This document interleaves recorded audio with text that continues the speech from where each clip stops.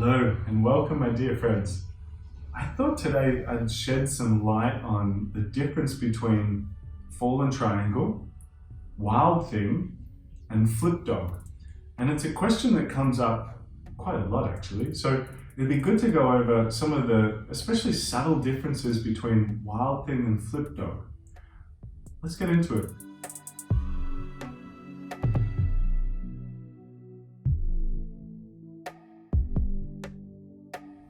So let's start with wild thing and fallen triangle, and then we'll move on to flip dog. It'll make a little bit more sense segueing into flip dog a bit later.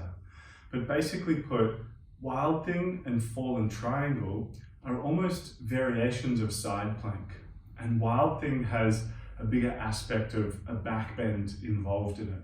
And we'll go through it just quickly comparatively and then get into the specifics of each one.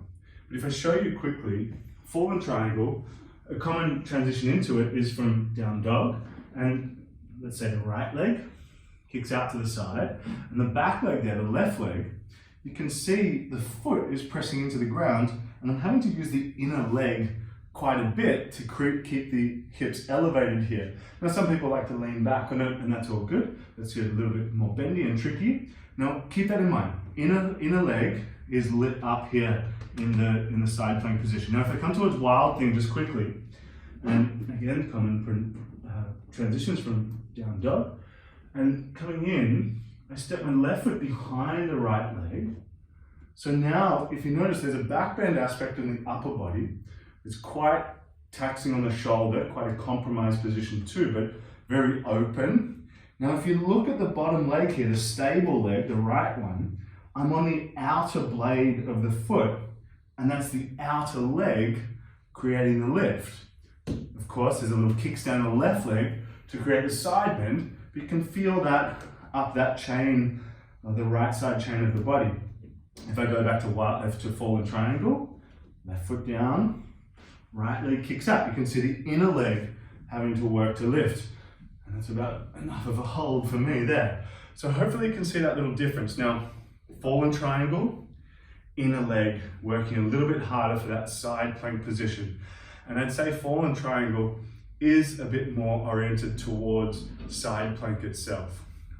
Wild thing has that aspect of back bend involved in it. And if I go through that one more time, now, wild thing, so side plank first, and then one foot, let's say the left foot steps behind the right leg, and that creates a kickstand to turn the hips up to the ceiling, opening the chest. Notice here that the bottom leg is straight. The left leg is bent, which looks like a bit like, what's it called? Bridge pose. It looks a little bit like bridge pose, which I'll show you in just a moment. So we've got that aspect of back bend going on, quite strong for the shoulder. So now if I go into flip dog briefly, this will all start to come together and make a bit more sense. If I was going to grade these postures, wild thing is a little bit easier than flip dog in the sense that it's a little safer for the lower back. Not necessarily if you're comfortable with both of these shapes, all good, no worries, good to go. But for kind of a newbie or someone that's got some lower back issues going on, and therefore the hip flexors as well, that flip dog, especially in its transition, just has to be taken care of with a little bit more integrity. So I'll go through it. And if you remember just a moment ago, I went through wild thing and talked about the bottom leg being quite straight. Flip dog. Downward facing dog, a common transition is to raise one leg up, let's say the right leg, bend the knee, and then step the leg over. Now, it's looking pretty much like wild thing as it is, right? But here's the difference.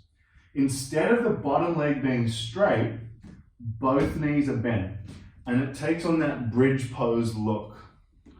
And then we lift up the hips and open the chest. So in fact, it's almost coming towards wheel. Wheel being the full back bend, where we come from bridge, hands next to the ears, and press the chest up and back. So that's wheel.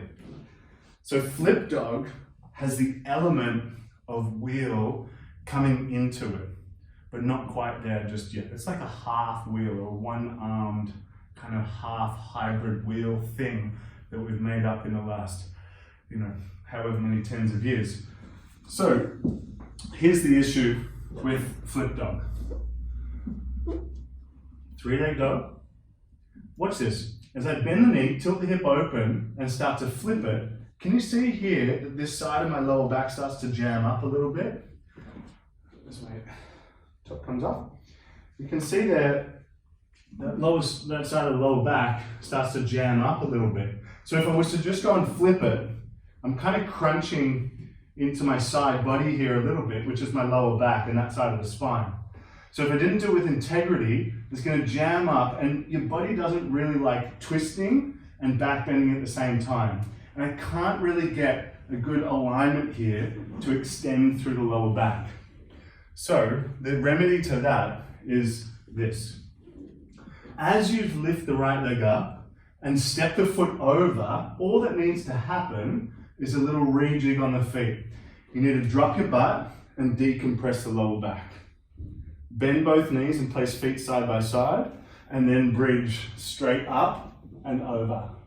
So if you were going to link that all together really fluidly, you'd just be trying to keep the space and the length in the lower back. And I hope all this is making sense as I demo it.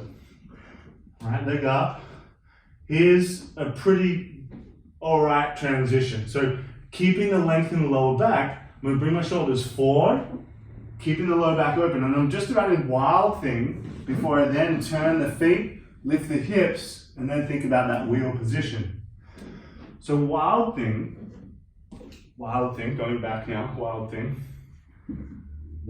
keeps the lower back nice and organized. And so it's a much more tame and safe version to sort of throw into a practice. So as we come into high plank, and if I step that left leg over, you can see my lower back stays nice and long, which is what I want. Turning the hips, lifting the chest. So there's the basic difference. I'll go through it one more time. Fallen triangle. Leg out to the side. Inner leg is working to lift the hips. Nice. Little variations on this. We can lean back and open up the chest more. Shoulder gets a little bit more focus on it, but shoulders are forward above the wrists. Cool. Fallen triangle. Wild thing. Nice and uncompromising for the lower back. I mean, within reason. So high plank, side plank, foot steps over and the lower back stays long. And I use my left foot, the back foot, to roll back the chest and lift through the thoracic spine, the upper spine. Cool. Flip dog, final one, and I'll flip it the other way this time. So as the left leg lifts up, as I bring my shoulders forward a bit more to keep the lower back long, that's what I want. I flip it, I drop the butt and extend through the lower back, and then bridge up and open. Not bad? Hope it all makes sense. Enjoy, take care of your lower back. It likes to be long, it likes to be open. Keep your belly in at all times. It goes without saying, of course. Enjoy, hope that clarifies some things. Namaste.